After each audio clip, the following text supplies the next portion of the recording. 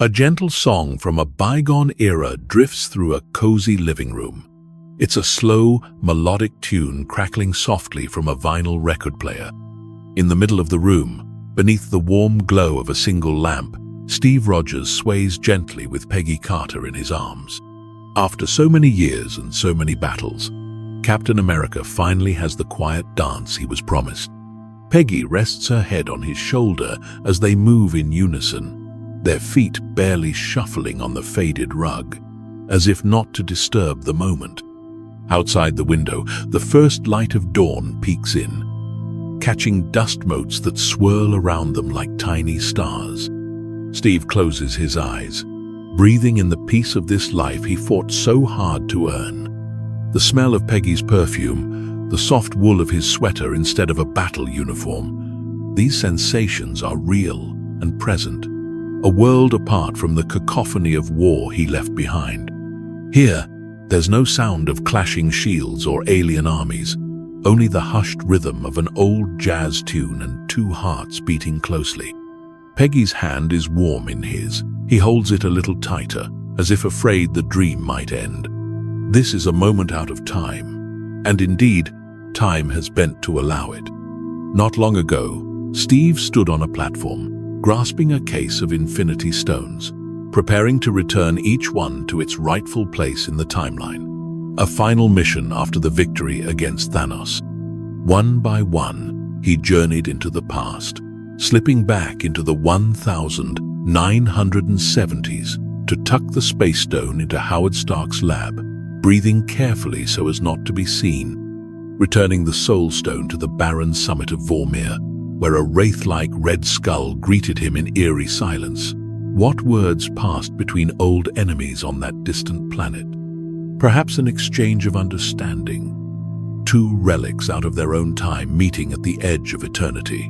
We can only wonder what Steve said as he handed back the stone that had cost Natasha's life. In the end, duty was fulfilled. All stones returned, timelines mended.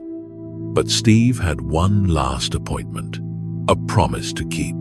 Instead of coming back to the present, he took one more detour, slipping into the late 1940s. And there she was, Peggy, the love of his life, living in a modest house, carrying on after believing him lost. When she opened the door to find Steve on her doorstep, time itself seemed to hold its breath. Now, as they dance in that golden morning light, both of them know this miraculous reunion defies the rules the Avengers once followed. A man out of time, finally home. Peggy pulls back for a moment to look up at Steve. There are tears in her eyes, but she smiles as if to say everything is all right now. Steve gently wipes a tear from her cheek. He too wonders if this is truly real. He remembers standing on that platform just seconds after leaving, only to reappear as an old man by the lake, handing his shield to Sam Wilson. In that prime timeline, his friends only saw him vanish and then reappear aged and wise, having lived an entire lifetime in the blink of an eye. Did Steve create a whole new branch of reality for his happy ending, or had this always been part of the one sacred timeline all along? Peggy leans in and closes her eyes again, content in his arms. Steve decides not to question it tonight. He has learned that sometimes fate gives you a gift beyond logic. Outside, the dawn breaks over a quiet neighborhood street. A newspaper lands softly on a doorstep. A milkman waves hello on his morning rounds. The world believes Captain America died heroically or quietly retired after returning the stones. Only Steve and Peggy know the truth of where he is.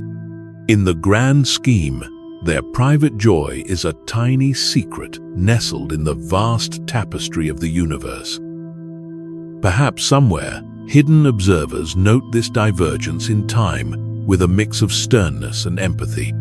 After all, the timeline has strict rules, but even its guardians might allow this gentle aberration. One can almost imagine cosmic witnesses, ancient and unseen, watching the couple through that window, yet choosing not to intervene. Years later, when Steve shows up on that bench by the lake to meet Sam, he doesn't explain much. He simply offers his battered shield and a sincere smile, effectively passing on his mantle. Sam asks, "You gonna tell me about her?" And Steve just says, "No, I don't think I will. Some secrets are too precious." Sam accepts the shield, the weight of legacy settling in his hands, as Steve, now in the twilight of life, sits peacefully. He gazes out over the water where a lone fishing boat drifts in the distance. In Steve's eyes, there is contentment, not just for a life well lived in service, but for a life finally lived for himself too. Yet as serene as this outcome is, it raises questions that swirl gently like the morning mist over the lake. Did Steve always belong back in Peggy's arms, as though time itself formed a perfect loop? Was he the unnamed husband Peggy spoke of in old interviews, the one who was saved by Captain America during the war? If so, Steve might have been there all along in the margins of history, quietly supporting Peggy through her SHIELD years and watching the world develop without him. Or did his choice branch reality, creating a new timeline where they could grow old together, separate from the world he left? If it was a new branch, how did Steve manage to re-enter the original timeline to give Sam the shield? Did the mysterious powers that govern time make an exception for a tired soldier who earned his dance? The answers remain as elusive as the fading notes of that old song echoing in an empty living room once Steve and Peggy have gone. In the hush that follows, only possibilities remain. Maybe Steve and Peggy's happiness was always meant to be a fixed point, cleverly hidden from prying eyes. Or perhaps it was a divergent path pruned quietly by those who tend the flow of time after the couple had lived out their days. Somewhere beyond the veil of reality, those charged with protecting the timeline might have watched Steve Rogers break the rules and chosen mercy over enforcement. Because what harm is there in letting an old soldier find love? In a timeline full of chaos and sacrifice, this was a quiet act of kindness. Still, it makes one wonder, who decides which deviations are allowed and which are not? Who truly watches over the flow of time and history, ensuring everything stays on track?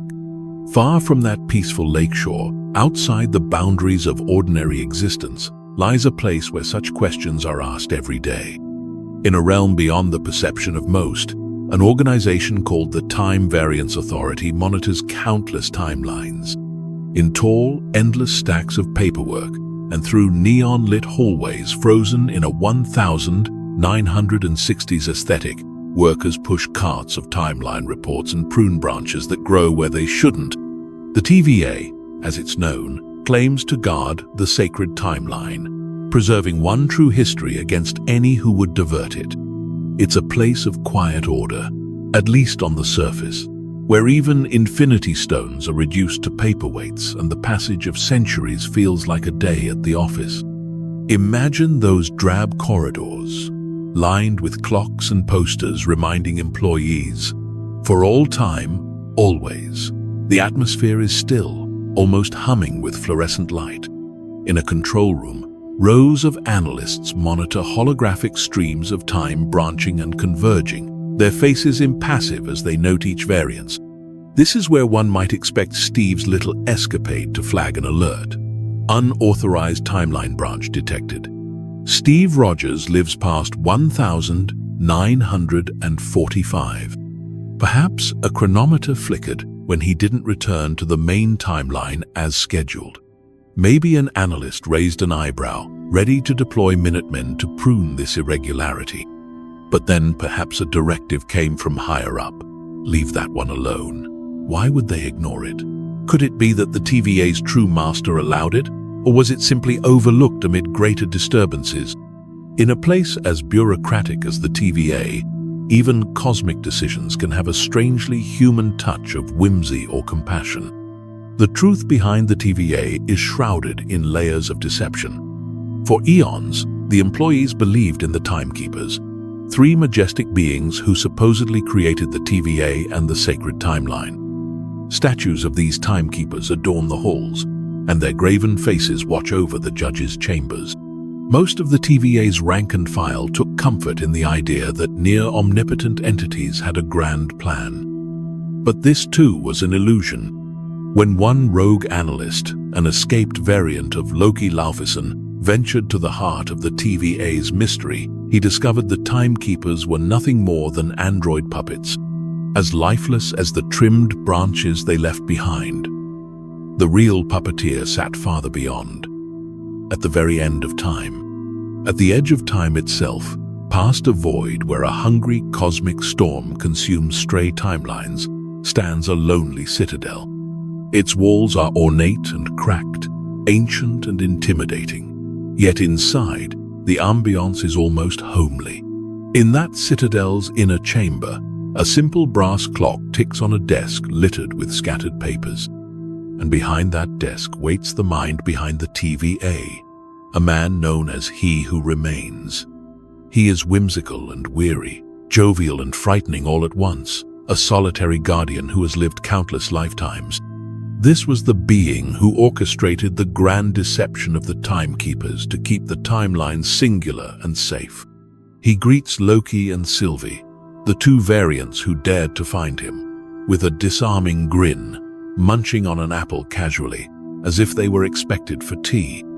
He Who Remains explains that once, in the distant past or far future, the distinction loses meaning at the end of time. There was a multiversal war. Variant timelines fought for supremacy, and versions of him battled one another for ages. He eventually ended the chaos by weaponizing a monstrous cloud entity and isolating one timeline to rule over. He created the TVA to maintain that order, preventing any new timelines from splintering off. No more rivals, no more war. In doing so, he became the quiet custodian of everything, shouldering the burden of trillions of lives to prevent the return of bloodshed. But even he grew tired, and in his loneliness, he paved the way for Loki and Sylvie to find him, to offer them a choice: take over his role or kill him, and risk unleashing the multiverse anew. In the dim light of that citadel, dust motes swirl just as they did in Steve's living room dance. But here the feeling is not cozy, it's anticipatory. Loki senses the gravity. Sylvie trembles with righteous anger. Ultimately, Sylvie strikes, her blade silencing He Who Remains. As he falls, he whispers with a knowing glint, "See you soon." In that moment, something breaks. Like a dam opening, time flows freely again, branching and curving. The sacred timeline, so carefully tended, sprouts infinite new tributaries. In the TVA headquarters, analysts watch in horror as their neat displays fractal into chaos. Too many new branches to prune. The silence of order is replaced by the low rumble of uncertainty. Loki, whisked back to the TVA, runs through the halls seeking familiarity, only to find statues of a new figure in place of the timekeepers. A man with a stern face, one he recognizes as a variant of their fallen host. The era of one secret ruler has ended, and the reign of many would-be conquerors begins. With He Who Remains gone, the question echoes: who truly built the TVA's foundations? Was it solely this one variant of a scientist-turned-conqueror at the end of time? Or did he merely take hold of an apparatus that had existed before? The TVA's technology is beyond any era, yet oddly vintage in style, as if plucked from a timeline that never was. Could it be that He Who Remains, in one of his lives, invented all this from scratch? Or perhaps he found and commandeered a pre-existing cosmic bureaucracy, bending it to his will. The murals in the timekeeper's chamber, the very concept of a sacred timeline, might have been narratives he wove to control the minds of the TVA's workers, who themselves turned out to be variants, ordinary people plucked from their lives and repurposed as temporal custodians without their knowledge. Such intricate deceit suggests careful planning, but also hints that the TVA could carry secrets even its mastermind didn't reveal. Now, as the multiverse branches out freely for the first time in millennia, a storm is brewing across realities. For when Sylvie struck down that lonely ruler, she unwittingly set his worst variants free. In countless divergent universes, other versions of that man, some call him Kang, awaken to new possibilities of conquest. Kang the Conqueror, a name that whispers through time like a myth or a warning. In one newly liberated timeline, perhaps Kang sits up suddenly, aware that the restraints on his empire have vanished. In another, he dons armor and rallies armies, ready to carve his dominion across the stars. Each Kang is brilliant, each formidable, and each believes he alone should rule the labyrinth of time. Picture a council beyond imagining, somewhere deep in the multiverse, in an arena outside normal space, portals open like petals unfurling. Through each arrives a variant of Kang, some young, some old, some scarred by battles won and lost. They gather in the hundreds, then thousands, filling Colosseum seats that overlook a central dais. The air buzzes with energy. These conquerors, identical in origin but divergent in destiny, gaze at one another with a mix of pride and distrust. Some wear futuristic suits glowing with technology. Others are clad in ancient robes as if they walked out of Egypt or medieval courts. This meeting, hinted only briefly in visions, is a congress of Kangs, a council convened now that the sacred timeline is broken and their exile is lifted. They murmur among themselves, their voices creating a low thunder like distant waves. If one listens closely, perhaps one might catch fragments of debate. Triumph that he who remains is gone, jostling over who will dominate which new branch, or suspicion toward the strongest among them. There is a sense that not all these Kangs are allies. Each variant is a potential rival, after all. One stands above the rest, perhaps an older, wiser version, with a calm demeanor, raising a hand to quiet the crowd. He may remind them that together, they once managed to banish the most dangerous of their kind. It was they who exiled the Kang who fell into the quantum realm, a particularly ambitious variant who threatened them all. The thought lingers, if they turned on one of their own before, they will do so again at the first sign of treachery. And treachery is inevitable. For who could trust 1,000 versions of the greatest schemer in the multiverse? The council itself might be only a temporary alliance until each Kang returns to his timeline to build power. As we watch this gathering from afar, we sense the tension beneath the facade of celebration. They laugh and toast to a new beginning, but their eyes scan for weaknesses in each other. In this myriad of mirrored faces lie the seeds of another multiversal war. Meanwhile, in a realm far removed from this gathering, the quantum realm, hidden deep beneath the fabric of our familiar universe, one banished variant has been making his own play. This Kang, exiled by his brethren long ago, crash-landed into a subatomic universe and built a city of exiles. By chance or fate, he encountered heroes from Earth, Scott Lang and Hope Van Dyne, along with their family, who were pulled into his domed empire. A battle ensued in that strange, microscopic world of shifting physics and neon lights. In the end, Kang's attempt to escape was thwarted. He was dragged into the implosion of his power core, seemingly defeated by his own machine. As he vanished, an uneasy quiet fell over the quantum realm city, and the heroes made it home. But is that Kang truly gone? Or, like a persistent echo, will he resurface just when everyone thinks the danger has passed? Some beings are not so easily erased, especially one who has seen the end of time. Maybe his story, too, is not over. Perhaps he is destined to become another he who remains in a cycle unbroken, or to emerge in a new form as the multiverse reshapes itself. All of this paints a troubling picture of the future. With the TVA in disarray and countless Kangs plotting across realities, one might shudder at what's to come. And yet, within this chaos lies a strange hope. Kang's worst enemy may ultimately be himself. If every version of this conqueror vies for control, they could undermine each other's grand plans. We already witnessed how one Kang kept all others at bay for a millennium. Now free, they might just rekindle their old rivalries. Perhaps they will thin their own ranks through betrayal and infighting, doing the work for the heroes of our world.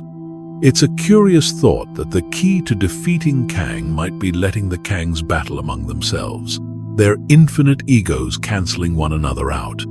On the other hand, if one Kang manages to triumph and unify the rest under a single rule, he would become a foe unlike any the Avengers have ever faced, a being who controls entire timelines, not just armies. One can imagine the Avengers, those who remain and those yet to join, lying awake at night considering that prospect.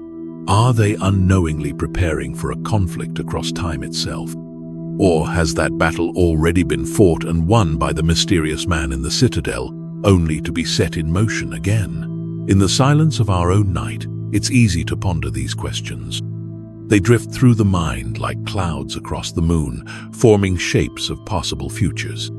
While cosmic conquerors and time wardens scheme on the grand stage, sometimes the greatest disruptions start in the quiet pain of a single soul. And so, our attention turns from the vast cosmic tableau to a small town in New Jersey, where grief and love collided to create something extraordinary. In the unassuming suburb of Westview, on a tranquil street lined with maple trees, Wanda Maximoff once lived out her deepest desire, at a tremendous cost. For a brief time, Westview was transformed into Wanda's dream. Behind a shimmering veil of hexagonal energy, an entire town was rewritten into a sitcom-inspired paradise. On one sunlit morning, neighbors smiled and trimmed their hedges, milkmen cheerfully delivered bottles, and the local radio played jaunty theme songs, all under Wanda's subconscious direction. At the heart of it, Wanda herself stands on her front lawn, waving goodbye to her husband Vision as he heads off to work, and later cradling twin babies in her arms. This bliss was a warm, comforting dream spun from a nightmare. Wanda had lost so much: her parents in childhood, her twin brother Pietro, and then her great love Vision. The life they might have had stolen in an instant. In a moment of anguish, her powers exploded out and wove a new reality where none of those tragedies had happened. She created new life, Vision reborn from memory and magic, and children conjured from hope. Indeed, Wanda's actions drew the attention of SWORD, and also a curious neighbor who was much more than she appeared. It turned out Wanda was not the only one wielding magic in Westview. Agnes, the nosy neighbor always popping by, revealed herself as Agatha Harkness, a witch drawn to the anomaly to understand and possibly steal Wanda's power. Agatha sensed that Wanda's abilities were unlike anything she had seen. Chaos magic, she called it, wielded by the legendary Scarlet Witch. This title, spoken in a basement lair surrounded by dark artifacts, had weight. According to Agatha, the Scarlet Witch was a figure prophesied to be more powerful than even the Sorcerer Supreme, with the power to create or destroy worlds. Wanda, bewildered and heartbroken, did not fully grasp what she had done or what she truly was. She only knew that she wanted her family, her vision, her boys, to be real and safe. When the illusion eventually had to come down, as Wanda chose to free the townspeople she had unwittingly enslaved in her fantasy, it was like waking from a beautiful, cruel dream. On a quiet street at dusk, Wanda tucks her twins into bed for the last time, knowing they will vanish when her spell is lifted. She and Vision share a final tender moment in their living room as the walls of their fabricated home start to dissolve. A single lamp casts a warm pool of light as Vision asks, "What am I?" And Wanda tearfully explains how he was her sadness and her hope, but mostly her love. They kiss goodbye as the red glow of the collapsing hex draws near. In those final moments, Wanda's heart breaks again as her conjured family fades into nothingness, leaving her standing alone on the empty foundation of the house that was never truly built. One might think this is the end of Wanda's tale of woe, but it was only a prelude. For in losing everything again, Wanda's grief turned to determination. She had touched something powerful within herself, and others had noticed. Voices of her lost children calling out across realities. In the aftermath of Westview, Wanda retreated to a remote cabin by a lake, seeking solitude. But even in isolation, her mind could not rest. With the Darkhold, a book of dark spells and forbidden knowledge, in her possession, she began to study. By day, Wanda brewed tea and watched the sun sparkle on the water, the quiet image of a mourner at peace. But at night, her astral form pored over the Darkhold secrets, flipping pages at an inhuman pace. Her eyes glowed with scarlet energy as she delved into spells that could break the very barriers of the universe. It was during one of those intense study sessions that Wanda heard it. The faint, plaintive voices of "Mom, help," echoing through the dark. It was Tommy and Billy, or versions of them, crying out not from any earthly place, but from another universe entirely. Wanda's heart surged. Were her children somehow alive in another reality, calling across the cosmic divide for her? To a mother's ear, there was no doubt. This was not imagination, this was real. That moment was pivotal. It meant the multiverse was not just theoretical to Wanda. She had proof of it in the most personal way. Some maternal instinct or cosmic connection let her tune into her boys' voices out there in the multiverse. Perhaps Wanda Maximoff, in her grief-fueled expansion of power, had inadvertently achieved something the greatest minds had barely begun to consider. She might have been the first to truly reach across the multiverse out of sheer will and longing. After all, she had spontaneously created life that conveniently matched life in another universe. Could it be that her love for her children actually plucked their existence from another reality and gave them form in hers? Even temporarily? It's a mind-bending thought that Billy and Tommy were not just illusions, but real souls connected to another world, drawn to Westview by Wanda's magic. If so, Wanda's hex was even more extraordinary than it seemed, acting as a bridge between worlds shaped by her desires. Even before that, consider the genesis of Wanda's powers. As a young woman in Sokovia, Wanda volunteered for experiments by Hydra, exposing her to the energy of Loki's scepter, the Mind Stone in disguise. All other test subjects perished, but Wanda and her twin brother Pietro survived and were changed.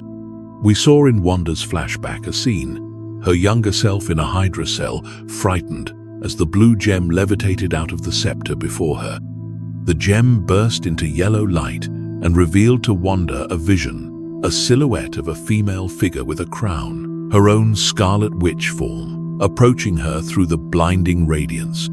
Wanda later collapsed, but from that day on, she was able to move objects with her mind, influence thoughts, and more.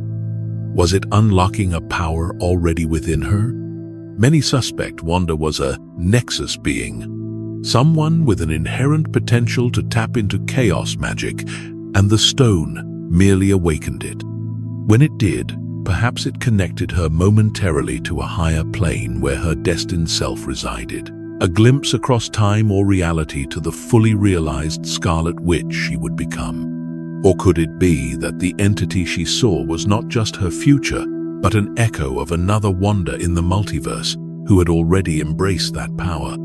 The imagery was of the classic Scarlet Witch in glowing form, something Wanda had never seen nor imagined at that point. It's almost as though the universe was sending her a message, or perhaps the Mind Stone itself, one of the 6 singularities of creation, momentarily tore down the walls between worlds to show Wanda who she could be.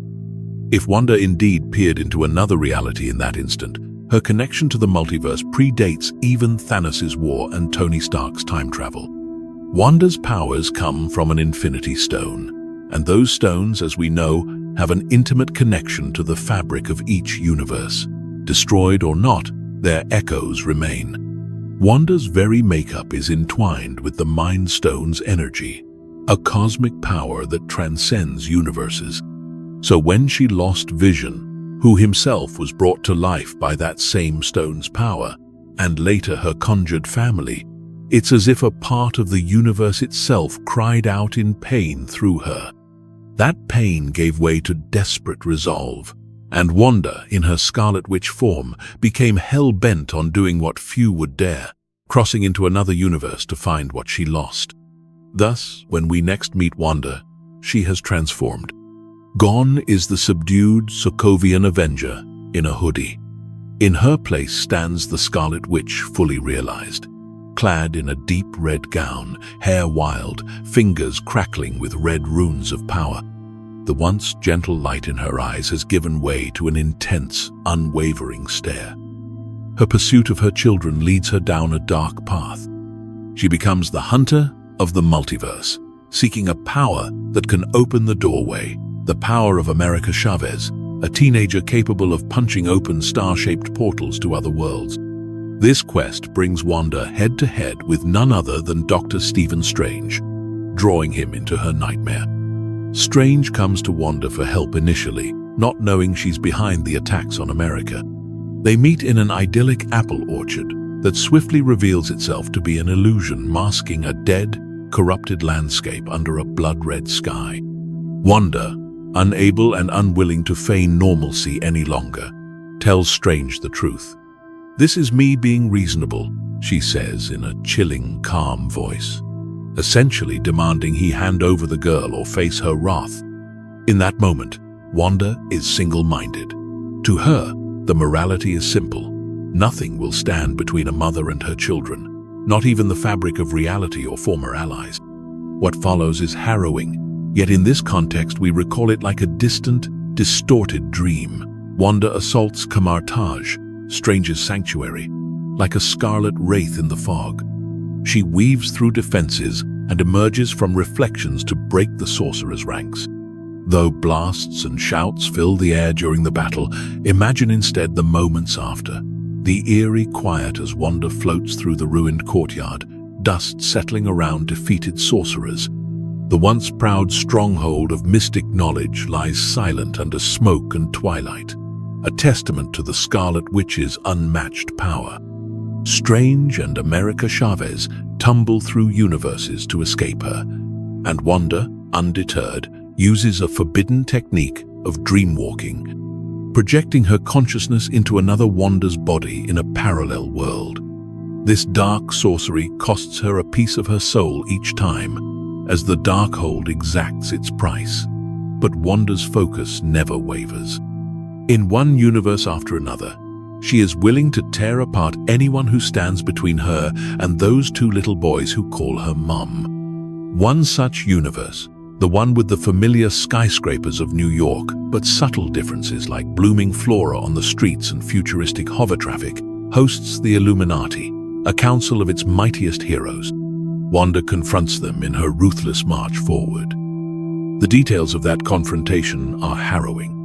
Among the Illuminati was an elderly telepath in a floating chair who attempted to calm Wanda with empathy by reaching into her mind. That man, Professor Charles Xavier, represented a world where mutants like himself lived openly and strived for peace. For a brief moment, it seemed he might help Wanda overcome the Darkhold's corruption as he showed her a vision of her better self. But the Scarlet Witch's rage would not be soothed. A surge of red chaos magic shattered Xavier's hopeful illusion and struck him down. With the wise elder gone, one by one, the rest of that Earth's champions fell to Wanda's onslaught, their defeat swift and tragic. Rather than recount the violence, one might focus on the uncanny image of Wanda stepping through the Illuminati's halls afterward, barefoot and determined, speckled with the debris of battle, like a ghostly specter draped in red. Alarms blare, and red lights flash in those corridors, but Wanda's breathing is steady, her expression vacant yet purposeful, a sleepwalker in a nightmare of her own making. In her mind, the whispers of her boys' voices are louder than any cries around her. She moves with the unstoppable resolve of a mother whose hope has turned to fury. Yet even in this darkness, there is a flicker of humanity left in Wanda.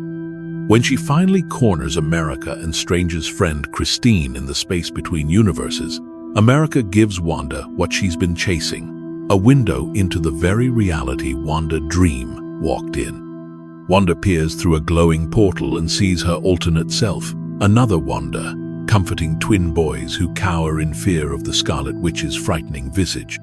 Wanda's heart shatters at this sight. Her boys, the very ones she wanted to save from sadness, are terrified of her. In an instant, clarity pierces through the haze of the Darkhold's influence. She realizes the horror she has become. This is a profound moment. Wanda confronts Wanda. The loving mother meets the monster she turned into. The alternate Wanda gently reassures her twin sons, then looks at her corrupted counterpart, not with hatred, but with pity and understanding. She places a hand on the Scarlet Witch's cheek and softly says, "Know that they'll be loved." It's the kindness and acceptance our Wanda needs, as if forgiving herself. In that universe, Wanda will have her children. In ours, Wanda must let them go. Overwhelmed by remorse, the Scarlet Witch makes a final decision: to destroy the Darkhold in every universe, so no one can ever be corrupted by it as she was. Summoning a colossal surge of power, Wanda brings down the Temple of Wundagore upon herself. The edifice crumbles in a deafening roar, and a red flash erupts, incinerating the Darkhold's magic everywhere. When the dust settles, Wanda is nowhere to be seen. Only silence remains atop that mountain. Broken stones, faint wisps of smoke, and the fading echo of her scream. Strange and America survive, but Wanda's fate is left ambiguous. Did she truly perish under the collapsing temple, buried under rock and regret? Or did she slip away at the last moment, perhaps teleporting to some distant place by instinct or design? Wanda Maximoff has cheated death before, in a sense, enduring unimaginable loss and still standing. Could it be that this was not the end of her story? There are those who believe that the Scarlet Witch, a nexus being of chaos, cannot be extinguished so easily. Perhaps she is out there, healing, reflecting, and waiting for a chance at redemption. Maybe one day, when the multiverse is in peril again, Wanda will return to right the wrong she committed, with a clearer heart and the wisdom born of her pain. As Wanda's crimson storm subsides, the multiverse remains stirred. Doctor Strange, having witnessed the fragility of reality and the costs of tampering with it, finds himself changed as well.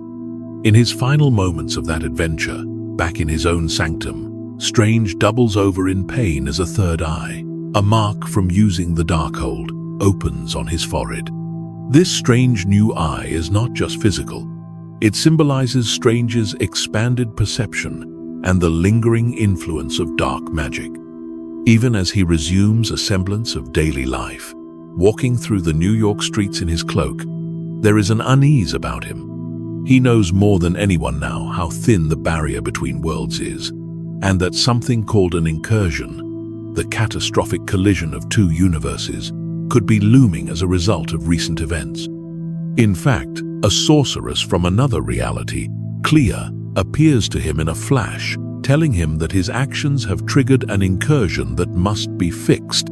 Strange steels himself and follows her into a portal, cloak flowing behind him, leaping once more into the unknown. So even as one chapter ends with Wanda's disappearance, another begins with Strange's new quest. We are left to ponder, what incursion might be happening? Is one of those branched universes now on a crash course with our own, like two galaxies set to collide? If so, what will that mean for the people inside them? Will universes merge, or will one be destroyed? The thought is unsettling, an existential threat beyond even Thanos or Kang. It might be the multiverse's way of healing itself, or perhaps the repercussion of too many holes torn in reality in too short a time. Sometimes, late at night, one might imagine the sky itself tearing open quietly, without fanfare, revealing glimpses of another New York or another Earth bleeding through. How would our heroes react to such a thing? We might someday see unlikely alliances between Avengers and their alternate selves, or confrontations with twisted mirror versions of those we trust.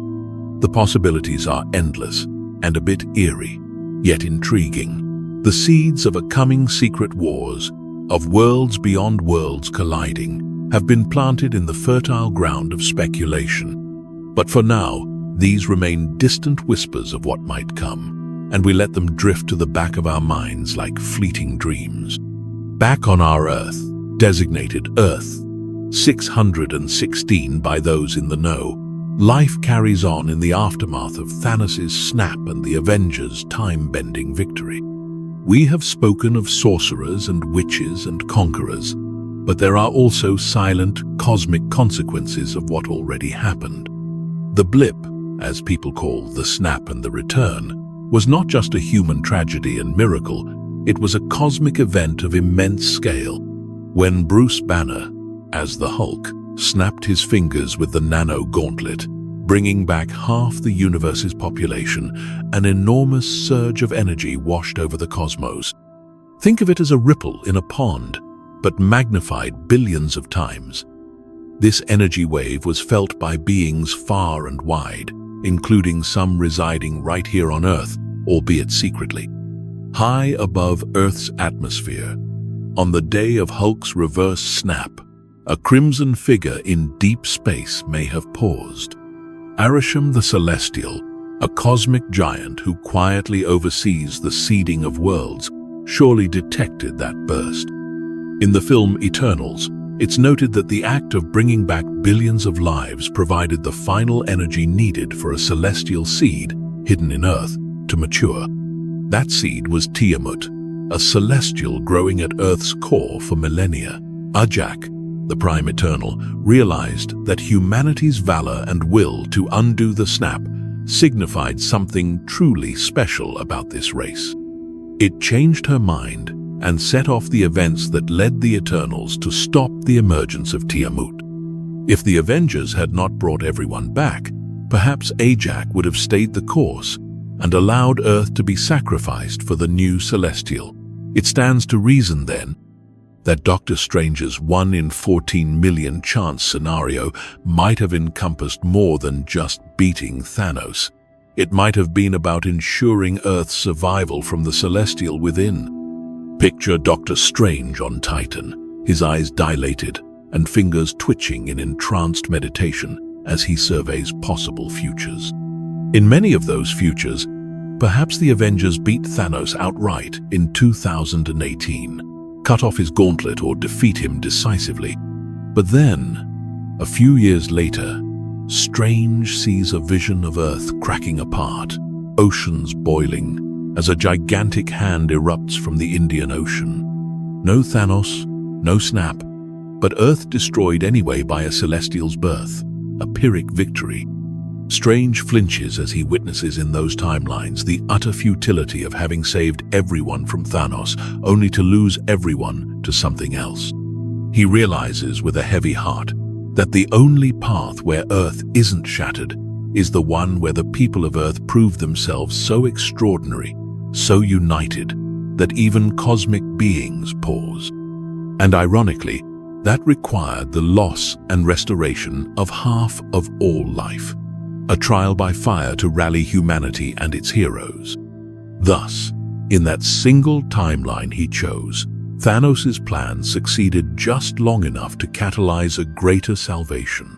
The Avengers would undo the snap, inspire the Eternals to intervene, and thereby save the world from a god emerging beneath their feet. In essence, Tony Stark's sacrifice and the Hulk's resurrecting snap saved not only those who vanished, but every living thing that would have died had Tiamut been born. And indeed, at the last possible moment, the Eternals succeeded. On a quiet beach at dawn, with the golden light of morning creeping over the horizon, a few of the Eternals stood in a circle and joined their will to perform the Unimind. This combined their energies and channeled through Cersei, who used her transmutation gift on an unprecedented scale. The world held its breath as the ground trembled, and a gargantuan figure began to break through the crust. First, an immense hand surfacing in the Indian Ocean, then the crown of a head looming like a new island on the horizon. But just as suddenly, it stopped. Tiamat, the newborn celestial, felt its body turning to cold marble. In moments, the towering hand and part of the face were frozen in place, as solid as stone and seemingly lifeless. A global catastrophe was averted almost as swiftly as it began. Humans around the world who glimpsed this event were astonished. Fishermen near the emergent site stared at the new, statue-like appendage jutting out of the sea, its fingers reaching toward the heavens in a silent, eternal gesture. Those on shore saw in the far distance a shape on the horizon that looked like a figure rising, then halting forever. The head and shoulders of a cosmic giant, now part of Earth's geology. The Eternals had saved Earth, but their actions did not go unnoticed.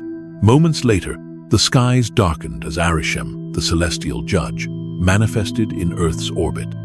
His massive form dwarfed the planet's curvature. 3 red eyes as large as continents glared down. In a blink, Cersei and a few of her companions were pulled off the ground into space as effortlessly as one might pluck flowers. Arishem's voice boomed in the silence of Earth's atmosphere, yet every mind on the planet could vaguely sense something tremendous was happening. He declared that he would spare Earth for now, using the collected memories of these Eternals to judge whether humanity was worth the life of a Celestial. Then, just as quickly, he vanished into a cosmic flash, taking his captives with him. The people left behind were shell-shocked. In a matter of minutes, they learned that giant space gods exist, that one nearly cracked the planet open from within, and that another literally appeared in the sky and abducted some of Earth's protectors. A strange quiet fell after that day. Governments likely scrambled to cover up or explain what happened. Many citizens simply could not fathom it, perhaps writing it off as a strange natural disaster or a hallucination. Yet the proof was there.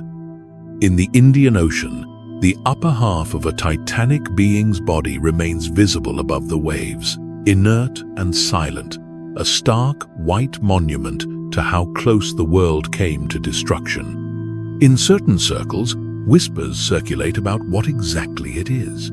Some call it a new island or a bizarre art installation revealed by receding waters. Others, those who have connections to the supernatural or superheroic communities, suspect it's related to the Eternals and the mysterious battle that occurred. Whatever the case, the world at large moves on, perhaps willfully ignorant of the near apocalypse. Humanity has just finished reeling from the snap and the blip. The last thing people want is another existential crisis. For now, though, the threat of Galactus or others remains a distant cloud on the horizon of possibility. Yet even as cosmic threats recede for now, the cosmic forces unleashed may be quietly reshaping life on Earth. The massive energies from the snaps and the halted celestial emergence could be sparking the next stage of human evolution in subtle ways. We have already glimpsed hints of this transformation. Wanda's hex in Westview fundamentally altered Monica Rambeau at a cellular level, gifting her unique abilities born from light. Exposure to extraordinary forces awakened something latent inside her, and she was not an isolated case. Around the world, perhaps other individuals have felt changes after the blip, their DNA humming with potential. Kamala Khan's friend Bruno even discovered a mutation in her genetic makeup, a hint that Kamala's powers come not just from her magical bangle, but from an X-factor within her. And deep in the ocean, the wing-ankled King Namor revealed that he was born with tiny wings on his feet and the ability to breathe air, explicitly calling himself a mutant due to a special herb influencing his lineage. All these signs suggest that mutants, humans born with innate superhuman gifts, are beginning to quietly emerge. They might not be known to the public yet, and many may not even realize what they are. But one day, these mutants could step forward, perhaps guided by wise mentors akin to the Professor Xavier we glimpsed in another universe. For now, any such beings remain in the shadows, or only starting to discover their powers, a silent evolution taking place while the world focuses on more obvious threats. More immediate curiosities emerge from what the Eternals left behind. For instance, the giant marble hand of Tiamat jutting out of the ocean might become an object of intense study. Perhaps scientists take boats out to inspect its surface, only to find the material, unlike any earthly rock, pulsing faintly with cosmic energy. Maybe some adventurous entrepreneurs daydream of turning the Celestials' remains into a tourist attraction. Come visit the hand of the gods, not truly understanding what it is. Deeper than that, we might contemplate whether Tiamat is truly dead or simply frozen in mid-birth, aware but immobilized. What if some remnant of consciousness lingers in that stone titan? If one were to press an ear to that immense palm, would they hear a slow heartbeat or a low cosmic hum? It's a chilling yet wondrous thought. The Eternals themselves believed that Tiamat joined with them willingly to spare the planet. If that is true, then Tiamat might have been a sympathetic celestial who halted his own birth. In which case, his remaining presence might not be malicious at all. Maybe it's even protective in some way, a silent guardian now part of Earth. It's remarkable how interconnected all these events are. A farmer in Kansas might find it unbelievable that the reason he's alive after the snap is tied to a battle of wills inside the sun, or that the reason the ground isn't split under his feet is due to both an engineer in a metal suit snapping his fingers and an immortal being's change of heart. The tapestry of fate in the MCU is complex and awe-inspiring, woven by actions big and small, cosmic and personal. Now, as cosmic forces keep an eye on Earth, new heroes within Earth rise to meet future challenges. Not all protectors wear the faces we already know. In fact, some of the most intriguing hints of the future have come from unexpected places, ancient artifacts newly introduced into the saga. Take, for example, the 10 rings rediscovered by Shang-Chi.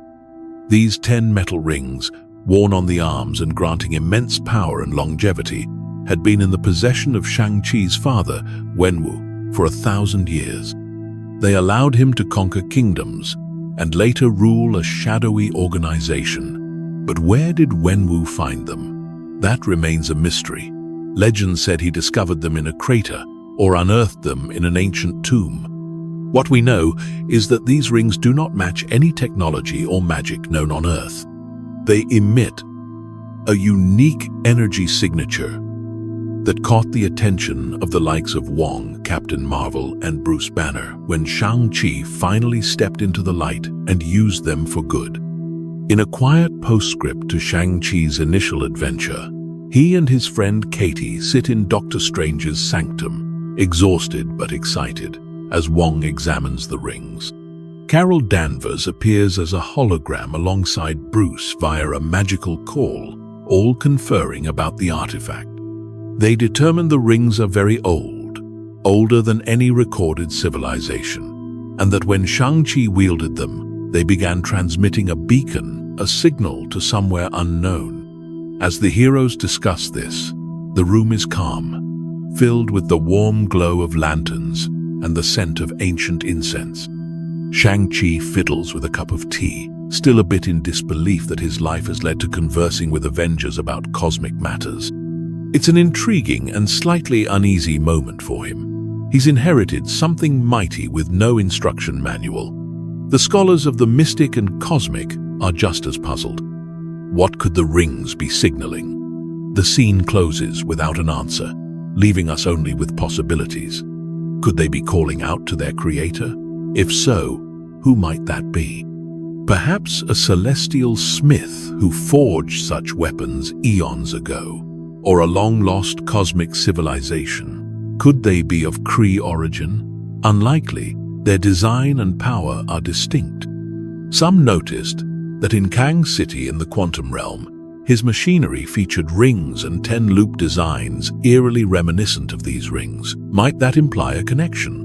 Maybe one of Kang's variants left the rings on Earth ages ago, a breadcrumb for future plans, and now when activated they ping his technology. Alternatively, the rings might share a connection with another ancient item, the bangle discovered by Kamala Khan's family. Another line of thought. The Rings and Kamala's bangle have surprisingly parallel stories. In a temple in British-occupied India, Kamala's great-grandmother Aisha found 2 bangles on a blue-skinned arm, likely a Cree arm, among the ruins of a 10 Rings hideout. One bangle was taken, the other lost. The one that survived ended up with Kamala decades later in New Jersey. When Kamala put it on, it unlocked her ability to create hard light constructs and even inadvertently sent her back in time to fulfill a family loop. The bangle bore inscriptions and had to be activated in a ring-shaped circle in the temple floor.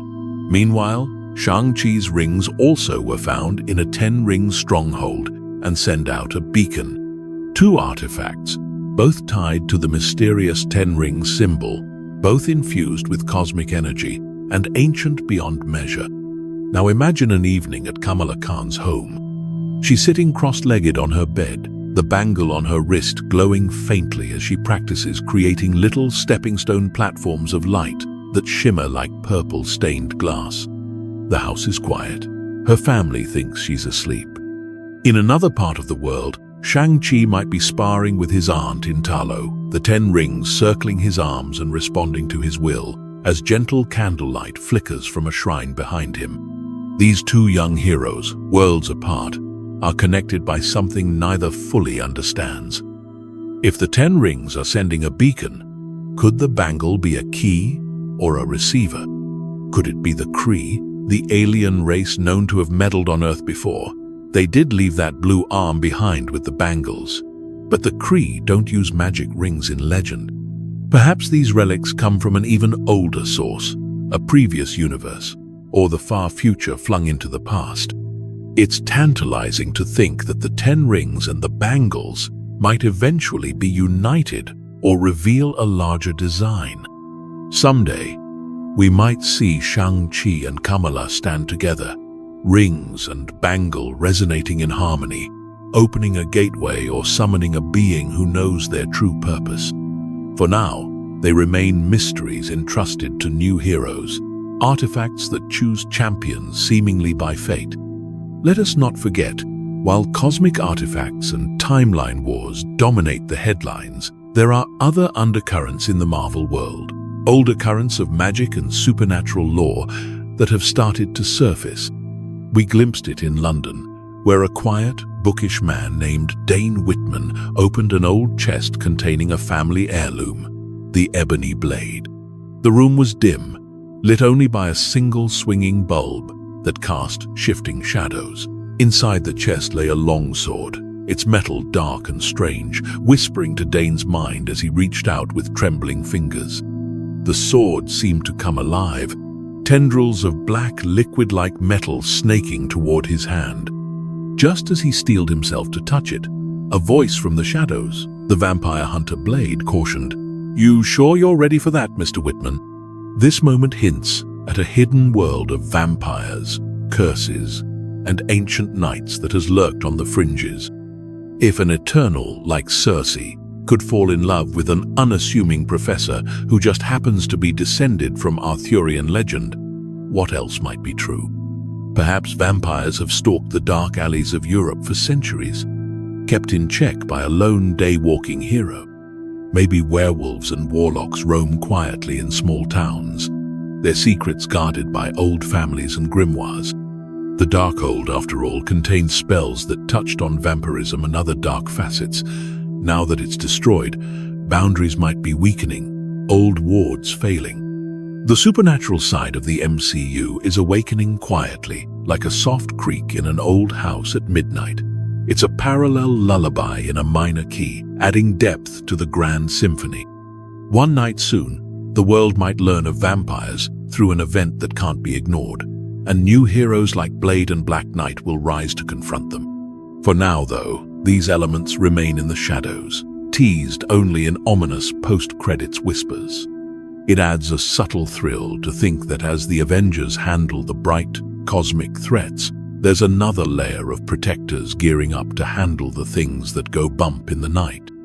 Meanwhile, in a Manhattan penthouse, An old man with an eye patch stands alone by a window, gazing at the city lights below. Nick Fury, the orchestrator of the Avengers, is no longer on Earth at this moment. As we learned in a post-Blip twist, he's up on a Skrull space station, but let's imagine this scene as metaphorical. Fury holds a tablet in his hand, swiping through reports.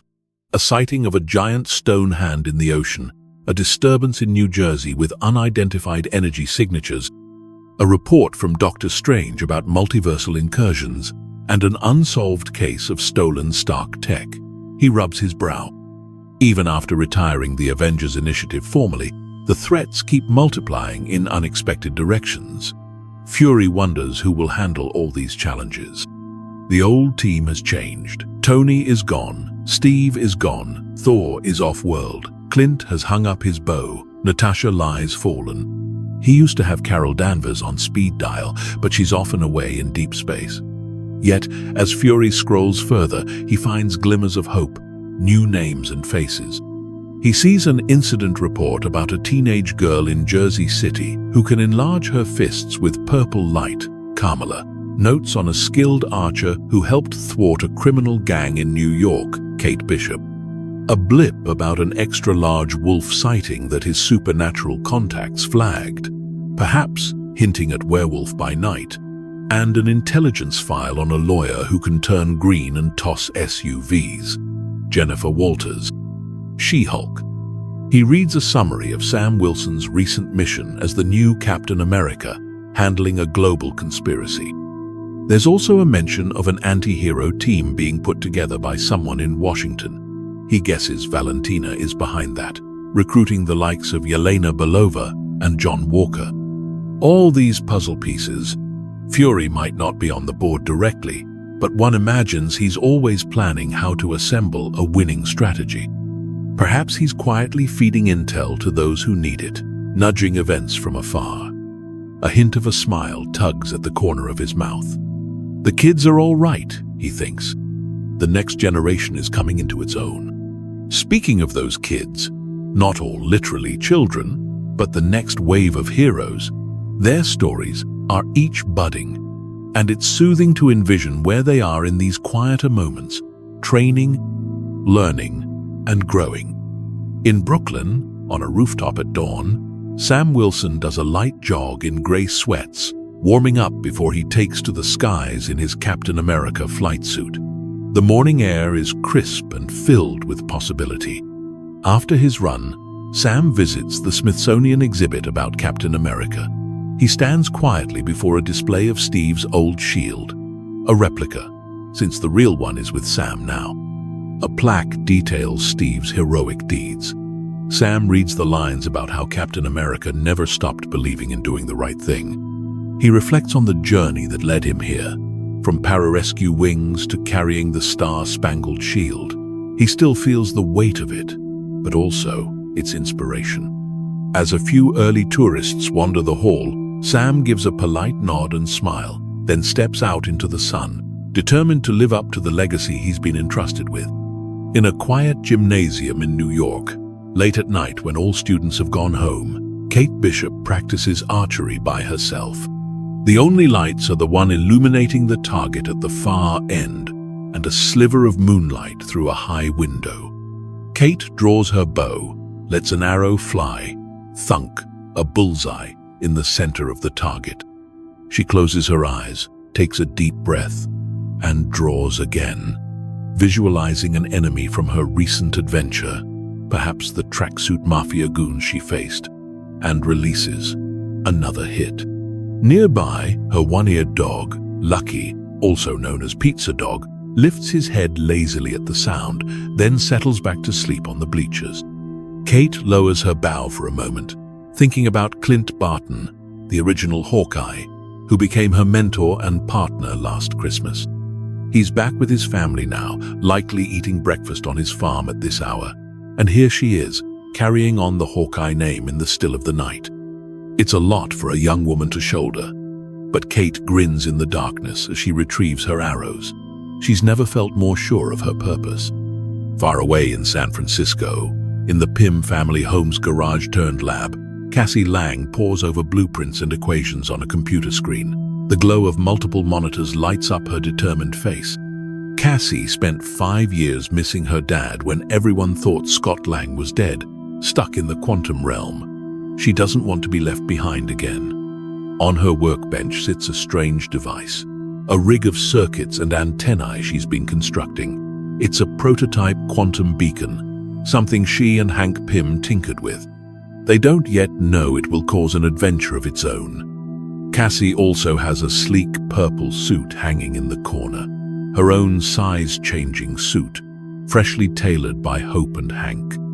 As the household sleeps, Cassie is deep in thought about how she can help people like her father does. There's a poster on the wall of the Avengers. She grew up idolizing them. Little does she know she's well on her way to joining their ranks. She finishes tweaking the device's code and glances at a framed photo on her desk, her as a little girl on Scott's shoulders at a carnival. She smiles, powers down her project, and quietly whispers, "Night, Dad," before heading off to rest, ready for whatever tomorrow brings. Over in Wakanda, Shuri takes a walk in the warm afternoon sun through a peaceful field outside the capital city. By her side toddles young Toussaint, the son of her late brother, King T'Challa, a secret revealed to the royal family after the funeral. The boy laughs as he chases a butterfly, his giggles filling the air. Nakia, the boy's mother, watches from under the shade of a nearby tree with a gentle smile, content in the life she's giving her son, though sorrow lingers that T'Challa isn't here to see him grow. Shuri kneels to catch the boy when he runs back to her with the butterfly cupped in his small hands. She is still heartbroken over losing her brother and recently her mother, but the presence of this child, who carries T'Challa's name and legacy, gives her hope and purpose. In this idyllic moment, Shuri isn't the busy scientist or the new Black Panther. She's an aunt, a sister, a young woman taking a moment to breathe. She knows one day, years down the line, this boy might have to learn who his father was and perhaps take on great responsibility. There's no rush. For now, childhood should be peaceful. In a far corner of the galaxy, Thor Odinson is living a very different chapter of his life. The once restless thunder god now plays the role of guardian and father. Each morning on an alien world, under a sky of twin suns, Thor cooks breakfast over a crackling fire for a young girl with bright eyes. This girl is Love, the daughter of the fallen god-slayer Gorr, resurrected and entrusted to Thor's care. She holds within her a spark of cosmic eternity, a power few can comprehend. But to Thor, she's simply a child in need of guidance. As the sun's rays cast a gentle glow on the orange cliffs around them, Thor teaches Love how to wield a smaller axe crafted just for her. He shows her how to channel her energy into it, and her laughter rings out as she successfully cleaves a practice target and calls the weapon back to her tiny hand. The mighty Avenger, who once felt the weight of loneliness and failure, now smiles more often, humbled and warmed by the responsibility of raising this child. In the evenings, Thor shares tales of adventure and heroism with Love, and together they gaze at the stars, dreaming of worlds to help and protect. It's a quiet, beautiful life, one of domestic simplicity intertwined with cosmic wonder, and it suits Thor's weary soul. Where he once only sought battle, he now finds joy in peace and purpose in nurturing the next generation. His journey, too, has come full circle, from god of thunder to loving father figure beneath the expanse of the universe. Somewhere in the multiverse of possibilities, there's also the chance that Wanda's twin boys, Billy and Tommy, could find their way back to her someday. Maybe not exactly as she knew them, but in some form. Perhaps in another town not far from here, a couple has just adopted twin sons who have a peculiar spark about them. The boys occasionally move objects without touching them, or one of them zips to the fridge in an eye blink to steal a cookie. They have faint, fragmented dreams of a red-haired woman singing Sokovian lullabies. A sweet speculation, that the essence of Wanda's children might reincarnate or manifest in our universe when the time is right. If souls truly do find a way, and in comics lore they often do, Billy and Tommy could be out there growing up, waiting for the day they reunite with their mother or join the ranks of heroes themselves. Perhaps one day, years from now, a young man with Wiccan powers and another with super speed will cross paths with the Avengers, and their origins will trace back to those very twins Wanda lost. It's a comforting thought that even from tragedy, new hope can be born, that love in some form finds its way back. Meanwhile, the synthetic soul known as Vision has his own uncharted path. The reconstructed White Vision, the one reactivated by SWORD who regained his memories in Westview, flies through the night sky, searching for meaning. We last saw him soar off after his philosophical exchange with Wanda's conjured vision, and since then he has been absent from the known stories. One likes to imagine he is wandering the world quietly, learning who he is now. Perhaps he visits the library at early hours, absorbing literature on identity and humanity. Perhaps he observes people from afar, trying to understand their choices.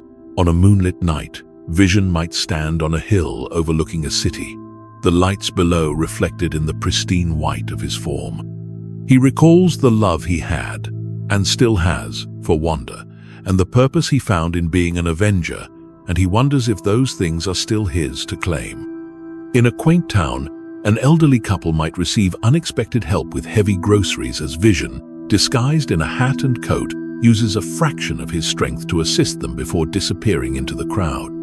In these small acts, he finds a connection to humanity. It could be that Vision will eventually seek out Wanda, when and if she returns, or perhaps meet her children if fate allows. Or maybe he will chart a new course entirely, becoming a guardian angel of sorts, showing up in crises unseen to lend a hand, then moving on. For now, Vision remains a ghost in the machine of the world, present, watchful, and gently guiding events from the background as he figures out his own place in the tapestry. Amidst all these interwoven tales, we might ask, what about the threats that aren't cosmic or mystical at all? The geopolitical and human conflicts of Earth continue beneath the gods and monsters. This too is coming to a head in its own way. Contessa Valentina Allegra de Fontaine is indeed recruiting her team of operatives, a Thunderbolts roster of individuals with skill sets that border the line between heroism and something else. Yelena Belova, still healing from her sister Natasha's death, has been drawn in with the promise of purpose, and some nudging about a certain Clint Barton that thankfully ended amicably. John Walker, wearing a new black suit and calling himself U.S. agent, eager to serve his country again on his own terms, is on the roster. Others like Taskmaster, Ghost, and Red Guardian are rumored to be part of this initiative. They are gathering, not with fanfare, but in the shadows, likely to tackle missions deemed too politically messy or morally grey for the Avengers. Time will tell if this Thunderbolts team becomes a force for good or another headache for the heroes. Perhaps, just perhaps, they will surprise everyone and find redemption and camaraderie in one another. Or they could become an antagonistic presence driven by a leader with secret agendas. For now, they train in silence, honing their unique skills under Val's watchful eye. One constant through all of these stories has been a friendly face, appearing quietly at pivotal moments, as if to remind us that ordinary people still exist in this world of gods and heroes. At a truck stop in the middle of nowhere, as Carol Danvers refueled her bike, a genial old man reading the Mallrats script gave her a nod, Stan Lee's cameo in Captain Marvel. In another time, he was a FedEx postman cheerfully mispronouncing Tony Stark's name. Are you Tony Stank? He's been a bus driver chatting with Peter Parker, a war veteran telling tall tales, a security guard who returned a shield to Cap. This man, often just credited as Stan, felt like a singular being showing up everywhere, everywhen. Many fans lovingly theorized that Stan Lee's cameos were not just fun nods, but that he might have been playing the same character across the MCU, perhaps an informant to the Watchers, or even a Watcher in human disguise. There's even a scene in Guardians of the Galaxy Volume 2 where he's seen discussing his various appearances with a group of towering Watchers, implying he's been observing our heroes across space and time. Whether officially canon or not, it's comforting to think that in the grand cosmos of Marvel, there was an old soul who popped up just to check in on our heroes, maybe gently guide them, or simply bear witness to their journeys. Be it delivering mail to Tony or driving a bus past Peter, this figure was always there with a smile or a quirky comment. It's almost as if the universe itself wanted to reassure its champions to say, "I'm here with you, kid." And in that sense, Stan, or the character he embodied, was a Watcher of sorts, not bound by an oath of non-interference, but rather a benevolent little nudge or a wink from the cosmos. Now that he's gone, one imagines his character finally sitting down with the other Watchers, finishing his story, knowing he did his part in guiding Earth's mightiest heroes. It's a touching layer of meta-mythology that reminds us we are also observers of this great saga, connected by our shared love for it. Now, as our journey through these theories and imaginings draws to a close, we find ourselves circling back to the quiet and the intimate. Think again of that vinyl record that played for Steve and Peggy. The needle has long since reached the end, leaving a soft, static hiss in an empty room. The morning sun has fully risen now, casting a beam across the dust in the air.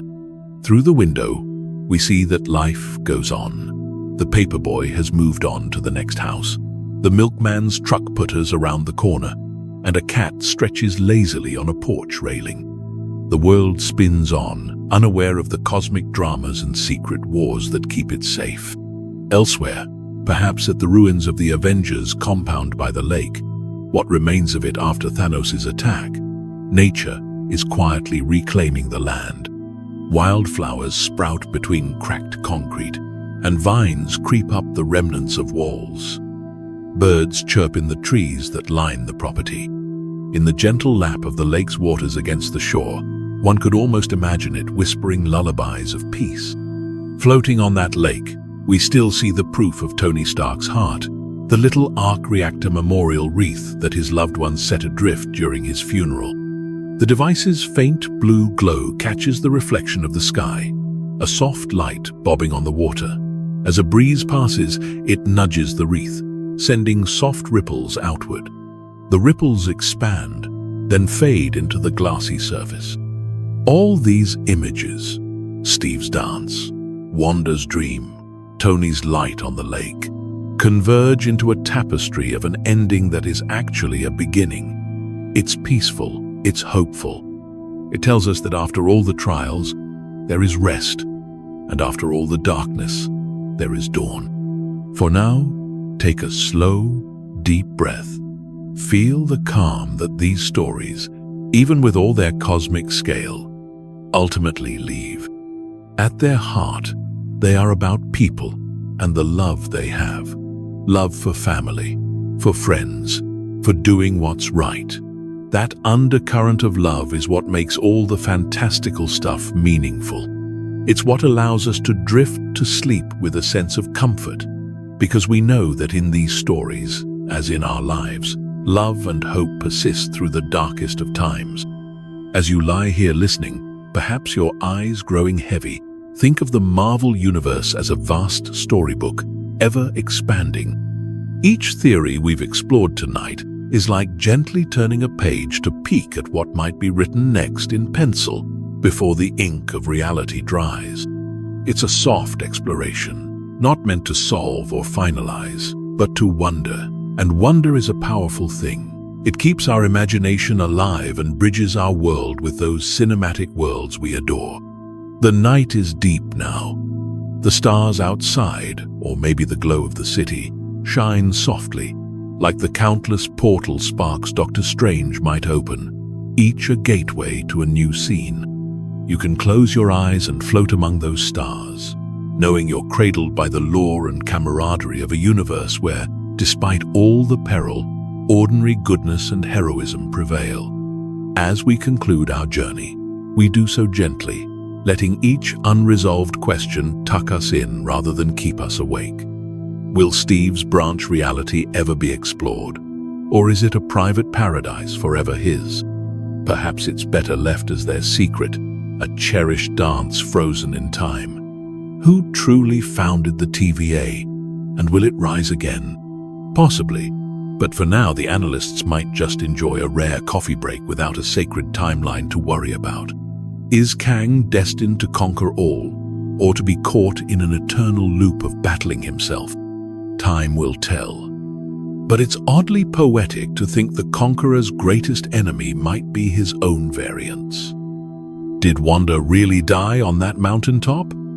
Or will she find a path to redemption? We have hope that we'll see her again, wiser and at peace, when the multiverse needs her most.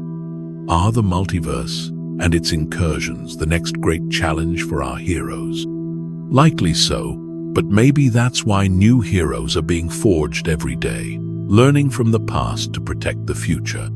Through all of this, perhaps one benevolent observer is smiling, the way Stan always did, reminding us not to lose heart. In the quiet that follows, the Marvel whispers continue in your mind, softly echoing, "For all time, always," assuring you that these beloved characters and stories will watch over you through the dark and into the morning. We don't have all the answers, but that's all right. It means there are more stories to come, more dreams to dream. So rest now, dear listener. Let these Marvel dreams carry you across the stars.